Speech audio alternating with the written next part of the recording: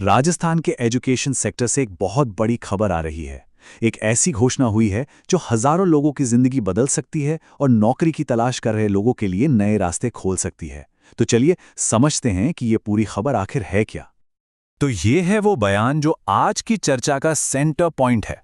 राजस्थान के शिक्षा मंत्री मदन दिलावर ने कहा है, जो भी राजस्थान में संविदा कर्मी हैं उनको स्थायी किया जाएगा और शिक्षा विभाग में बहुत सी वैकेंसी आएंगी।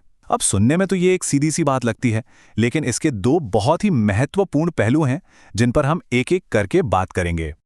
तो सबसे पहले बात करते हैं इस बयान के पहले हिस्से की, जो कि संविदा कर्मियों यानी कॉन्ट्रैक्ट पर काम करने वाले लोगों से जुड़ा है। उनके लिए ये एक बहुत बड़ी खबर है।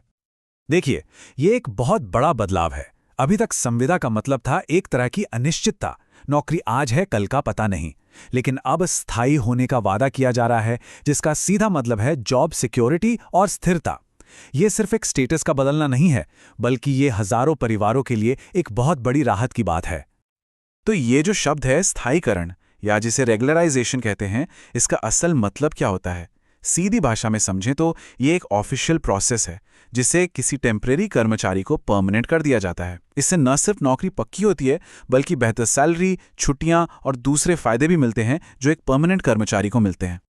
ठीक है, अब आते हैं मंत्री जी के बयान के दूसरे और उतने ही जरूरी हिस्से पर। ये उन लोगों के लिए खास है जो एजुकेशन डिपार्टमेंट में अपना करियर बनाना चाहते हैं। ये भविष्य के मौकों के बारे में है।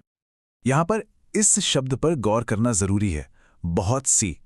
मंत्री जी ने कोई फिक्स नंबर तो नहीं बताया कि 5,000 या 10,000, लेकिन बहुत सी कहने का मतलब है कि आने वाली वैकेंसी की संख्या काफी बड़ी हो सकती है। मतलब नौकरियों की एक नई लहर आ सकती है। तो सवाल यह है कि ये बहुत सी नौकरियां आखिर होंगी किस तरह की? भाई, टीचिंग की पोजीशंस तो होंगी ही, लेकिन साथ ही एडमिनिस्ट्रेशन में, सपोर्ट रोल्स में, मतलब एजुकेशन डिपार्टमेंट के लगभग हर लेवल पर नए मौके बन सकते हैं। और देखिए, मंत्री जी ने सिर्फ घोषणा ही नहीं की, बल्कि एक सीधी सी सलाह भी दी है। उन्होंने इसे एक बड़ा मौका कहा है और तैयारी में जुट जाने के लिए भी कहा है। तो ये सिर्फ एक खबर नहीं, बल्कि एक तरह का कॉल टू एक्शन है। तो ऐसे में सबसे बड़ा सवाल यही उठता है कि अगला कदम क्या होना चाहिए।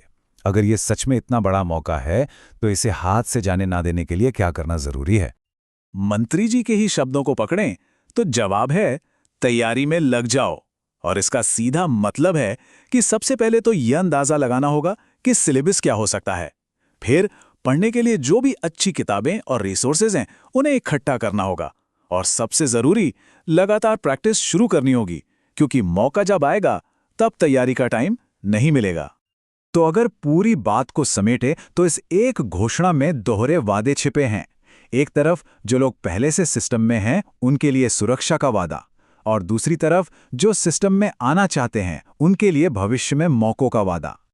और आखिर में एक बड़ा सवाल, क्या इसे राजस्थान में एजुकेशन से जुड़े रोजगार के लिए एक नए दौर की शुरुआत माना जा सकता है?